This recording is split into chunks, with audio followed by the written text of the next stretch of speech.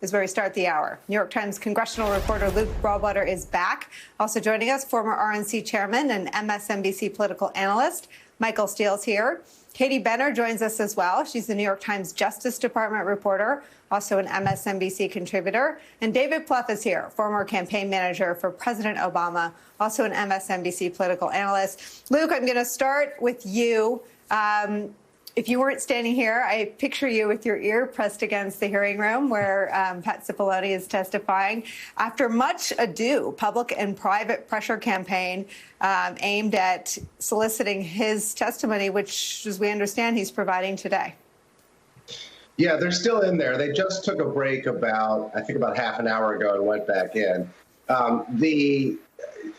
What I've heard so far is that Pat Cipollone is being cooperative, but is not answering questions as expected about his direct conversations with Donald Trump. We knew that he was likely going to invoke attorney-client privilege over some materials. But the committee can ask him about at least four really key categories. One is anything he saw or heard on January 6th itself, excluding materials that are privileged. So that could be any of those conversations with Cassidy Hutchinson, with Mark Meadows, with other people in the White House as the mob is rampaging the Capitol. He's also free to talk about the issue with Jeffrey Clark and sending this false letter to the states from the Justice Department.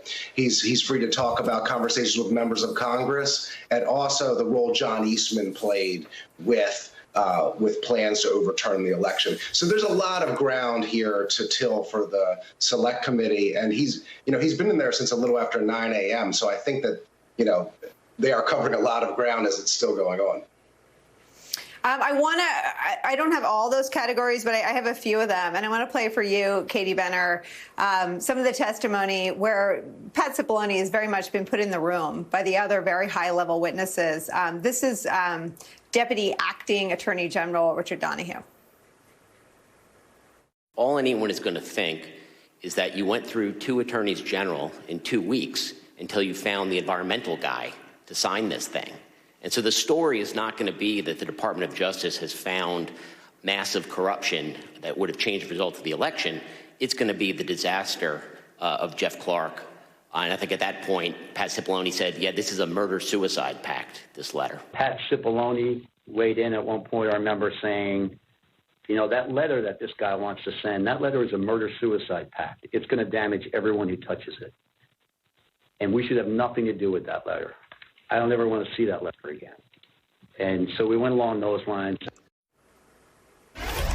Katie, that first witness was Stephen Engel, who was the head of the Office of Legal Counsel. He was in that intervention, if you will, on the day that Jeffrey Clark was at least considered the acting attorney general for long enough for someone to change his title to acting attorney general in the White House call log.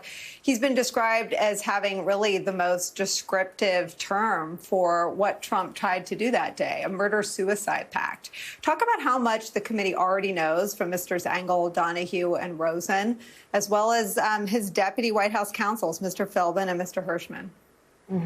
So what the Justice Department officials have already testified is they felt that the letter to Georgia, that the plan that Jeffrey Clark had was not only wrong because it was factually wrong, but they would undo the election and they would, basically cause chaos within the Justice Department and then within America at large.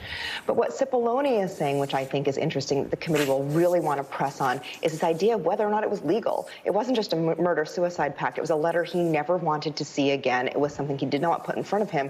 And as the White House counsel, it's probably not just because it seems like a bad idea or something that seems a little bit morally uncouth, but because it's something for which people get into legal trouble. We also hear that echoed in the Cassidy Hutchinson testimony, where she talks about Pat Cipollone saying, Cassidy, if you allow the following things to happen, we will be hit by criminal charges for so many things. We could be in really big trouble here. So they're going to really want to know why. They're going to want to know whether or not he had conversations with, if not the president, with Chief of Staff Mark Meadows. And also keep in mind that while executive privilege covers a lot of different kinds of conversations, it doesn't cover conversations that are crimes. Right. The whole sort of unveiling, Michael Steele, of what was going on in the West Wing while Donald Trump was president is worse than any of us thought it was. And the degree to which they invoked criminality is really one of the more shocking and underreported aspects of the public hearings. Here's Mr. Cipollone's deputy, Mr. Hirschman, speaking in pretty colorful terms about what he saw as the potential for rampant criminality. I thought the Dominion stuff was, I never saw any evidence whatsoever to sustain those allegations. I said to him, are you out of your effing mind? Right? I said, I only want to hear two words coming out of your mouth from now on. Orderly transition. And then he screamed, I said, I don't want to hear any other effing words coming out of your mouth, no matter what, other than orderly transition. Repeat those words to me. And I screamed at him. Eventually he said, orderly transition. I said, good, John. Now I'm going to give you the best free legal advice you're ever getting in your life. Get a great effing criminal defense lawyer. You're going to need it. And then I hung up on him. Jeff Clark was proposing that Jeff Rosen be replaced by Jeff Clark. And I thought the proposal was asinine. And when he finished discussing what he planned on doing, I said, good. Excuse me, sorry, a-hole. Congratulations, you just admitted a first step or act you take as Attorney General would be committing a felony and violating Rule 6C. You're clearly the right candidate for this job. Michael Steele, I played that again for two reasons. I mean, one, many F-bombs were dropped in the Trump West Wing. And two, they talked about criminal exposure to such a degree that they talked about lawyering up with criminal defense lawyers. Well, keep in mind, it is the lawyers advising the players in Trump's little, game that, in his coup, that, you need to be aware of what you are stepping into. But the big takeaway is, despite that, they persisted.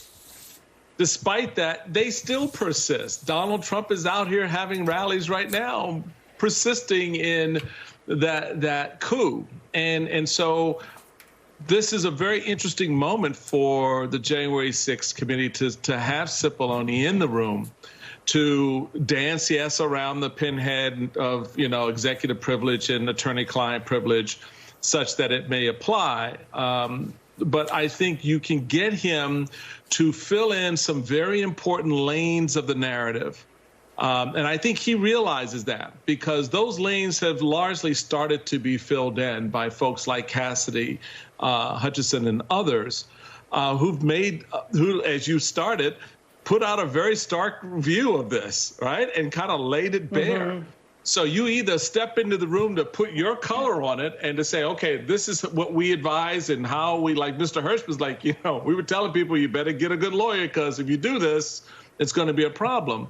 Or have that narrative overwhelm you in such a way that you're implicated criminally and culpable criminally in some fashion. I think Cipollone is doing that sort of, okay, let me do a bit more of a Heisman. Let me do a little bit more of the, CYA. And that way I can go ahead and fill in the rest of those blanks that some of the committee members may have, as opposed to having them filled in by others.